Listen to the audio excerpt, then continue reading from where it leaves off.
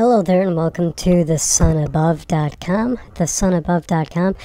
This is really my very first video here on this YouTube channel. I have other channels and I have yet to do an introductory video to this channel specifically. I've long wanted to get this started because this is more of a personal fun thing. I've been on YouTube for an awfully long time, many years, mostly using it for business purposes to promote the businesses that I'm engaged in. And I've never really spent the time to talk about all the personal stuff, which is going to delve into the spiritual stuff, freedom-oriented stuff, and a host of other ideas. So I just wanted to buckle down and get started. And I thought a fun place to start would be along the traffic lines. What I'm going to be doing with this series is teaching both safe, quote, driving skills, as well as introducing people to New York state law regarding traffic tickets and how they work, because people are so darn undereducated in this area. It just absolutely astounds me.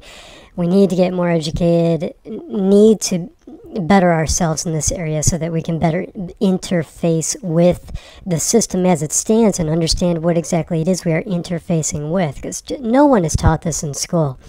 Now, for the record, there is a Mark Stevens online. I respect much of what he does. He teaches the civil approach to traffic tickets. What I'm going to be doing again is focusing specifically on New York State traffic law. So I want to break it down to bare basics and again incorporate this in with safe driving. I've been driving for well over 20 years. I can't even do the math right now. Never even been in a fender bender ever, knock on wood. So I feel that I'm qualified to not only teach how to drive safely, but also qualified based on many years of experience how to teach you where the fraud in traffic ticket exists. And believe me, folks, it's just rampant. It's all over the place. The very first place I want to start, to keep it very basic for those out there who are just learning this, we've got two different kinds of law. And I will try not to make this so basic that it bores some of those in the audience who know this stuff already. But too many people don't understand it. So I want to present very quickly the criminal side of law and the civil side of law, and then show you how that relates directly to what traffic tickets are about and how it will introduce you to the fraud that's taking place that you are a victim to. First of all, we all understand criminal law as being the kind of law where you go into court and you're pleading guilty or not guilty. You've committed a crime. You have injured someone. That's what a criminal proceeding is all about. Then when we think about civil proceedings, we're thinking about divorce law, lawsuits, contractual breaches, all of that sort of stuff where there's a plaintiff involved and a respondent involved, and you're not pleading guilty or not guilty. You're answering to someone else who believes that you owe them something or have breached a contract.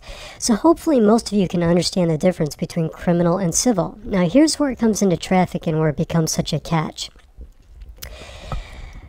All of law in New York, and I won't go into the detail on this, is actually civil in nature, even the criminal law, and I will cover that more deeply at another point in time. But what I want you to understand right here and now is that we all know when we go into traffic court, we are going in there to plead guilty or not guilty. So doesn't that make it appear as though you are participating in a criminal action? Well, the question becomes, are you? And in fact, you are not. You are participating in a civil matter. Now, the first question that you should ask is then why isn't it treated as a civil matter? Why are the courts making it look like you're participating in a criminal matter when it's really civil? That's a really good question. Wouldn't that seem like it was a sort of fraud being perpetuated on you? Which would you rather be in? A civil court where you don't have to worry about going to jail? Or would you rather be facing a criminal court where you might have to go to jail? Doesn't there seem to be more of a threat behind the idea of having to deal with a criminal action going against you?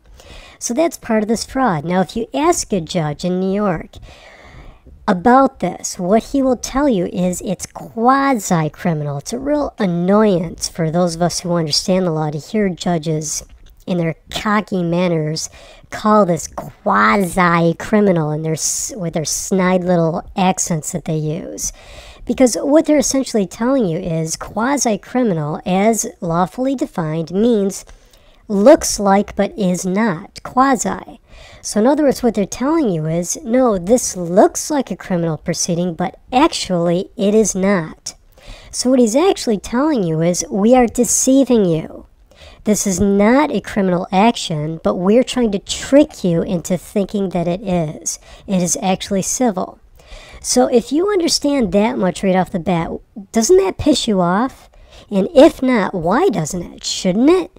If the courts are deceiving you, it gets much, much worse than this, and I'll continue on in the next video.